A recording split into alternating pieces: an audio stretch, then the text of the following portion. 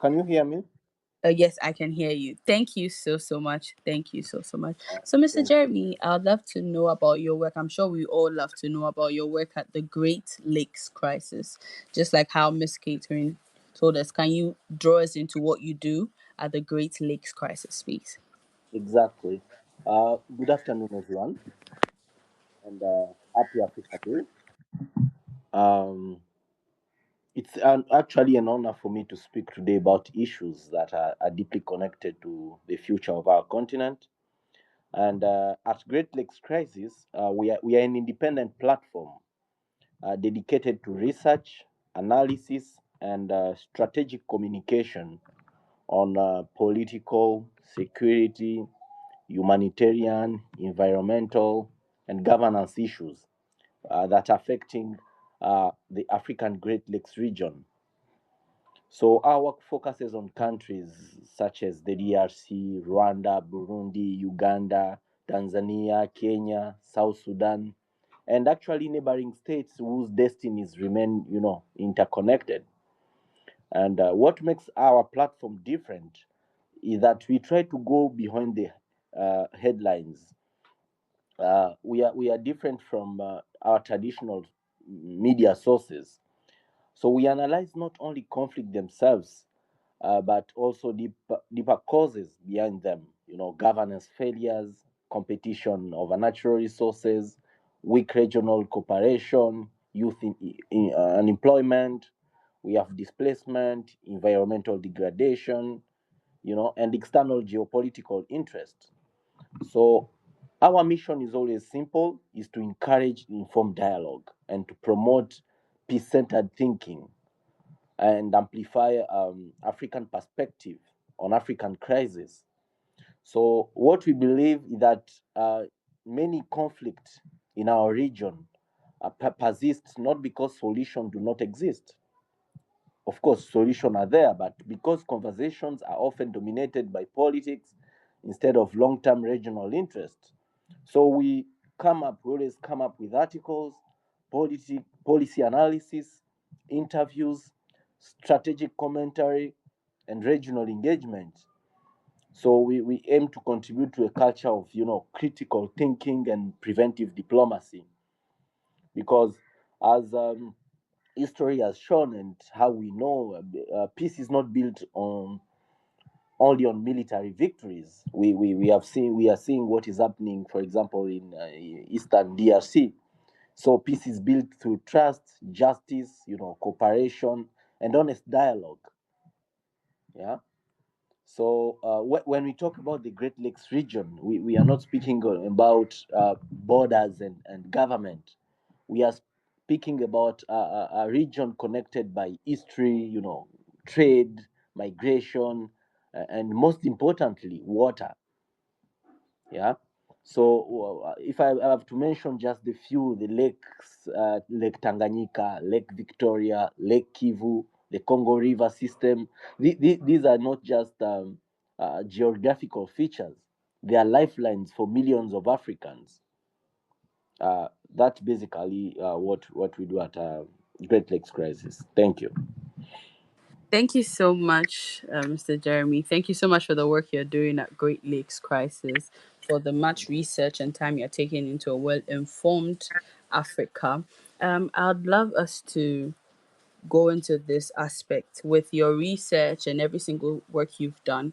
Would love to know, in what ways can shared water resources serve as instruments of diplomacy and conflict prevention among neighboring states in the Great Lakes region? Thank you so much. Uh, we've seen that throughout history. The issue of natural resources have always been the sources of tension. But water has a unique characteristic, yeah, and no country can fully manage shared waters alone.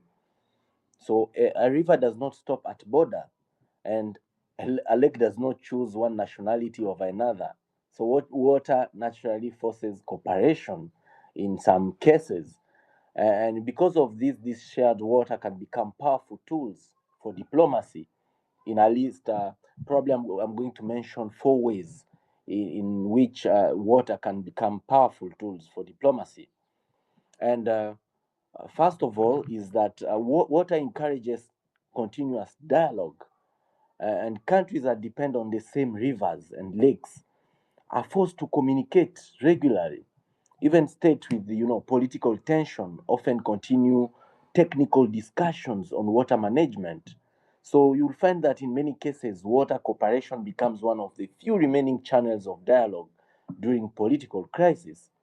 For example, regional frameworks around the Nile Basin have shown that despite disagreement, countries continue engaging because mutual dependence leaves no alternative. You could see, for example, in around Eastern DRC, and the current tension between Rwanda and the DRC. They share the Lake Kivu. That is also another example. So, secondly, water cooperation also creates economic interdependence, and shared water resources, they support agriculture, fishing, hydropower generation, transport, and trade. So when neighboring countries economically benefit from cooperation, the cost of conflict becomes higher. So a country is less likely to destabilize a neighbor, although it is not a fact, but a country is less likely to disturb a neighbor if its own economy depends on the regional stability. Yeah, this is particularly important in the Great Lakes region, where many conflicts have already weakened, food system, energy access, and livelihoods. And third, is that joint water management can reduce local conflicts. Yeah, so many community level tension in our region, not only in our region, even in Africa in general, emerge from competing competition over these resources, such as land, fishing zone, grazing areas, or access to water during drought and climate shocks. So when government establish transparent and cooperative mechanism for managing these resources, they reduce mistrust among communities and prevent small disputes, from becoming larger security crises. So currently, climate change is making this even more urgent. Rising temperatures, flood, drought, and environmental degradation are increasing pressure on shared resources. So you can notice that without cooperation, environmental stress can easily fuel instability. And last point but not least, this water diplomacy can help rebuild regional trust. The Great Lakes region has experienced, decades of armed conflicts, accusation between states. We have refugee crises all over, and political mistrust.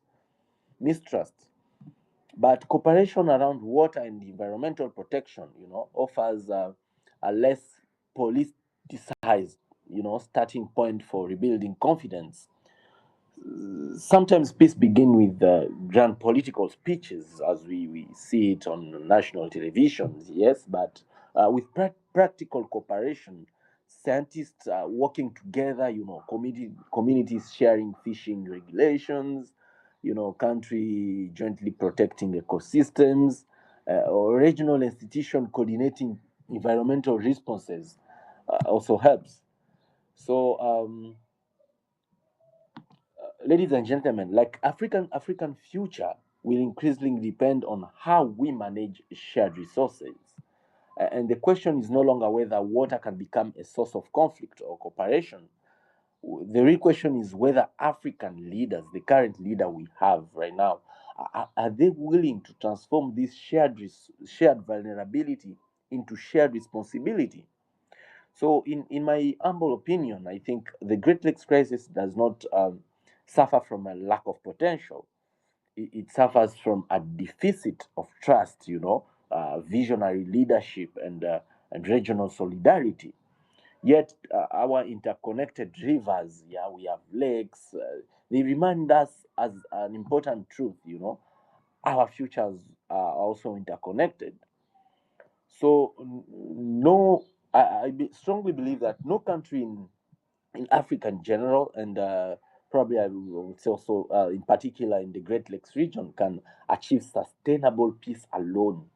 So security today is regional. Climate challenges are regional. Economic opportunities are general. We will see that on the issue of trade and everything. So even humanitarian crisis quickly becomes regional. So therefore, I believe that water should not be viewed merely as a natural resources. It should be treated as a strategic instrument for peace building, diplomacy, and regional integration. Yeah. So even as we celebrate today as Africa, perhaps the greatest lesson that we should have uh, from our shared water is that what flows across the borders should also inspire cooperation across borders. Uh, that's my take on this particular topic. Thank you. Thank you so so much. I wish we had more time to explore that because you've really released a lot of gems. Personally, I mean, from the points in the submission, I realized that you said that water is doesn't know any boundary. So it's not like there's water situated in a particular country. It flows through countries from country to country. And this is how diplomacy is all about. That we should see water as not just the natural resources, but an instrument for a strategic instrument for diplomacy. And so we are grateful. We are grateful, Mr. Jeremy, for such a beautiful submission. And I believe that with this submission you've done, you've stirred something in us when it comes to water and how we view water. So thank you so much for your time once again. Thank Okay.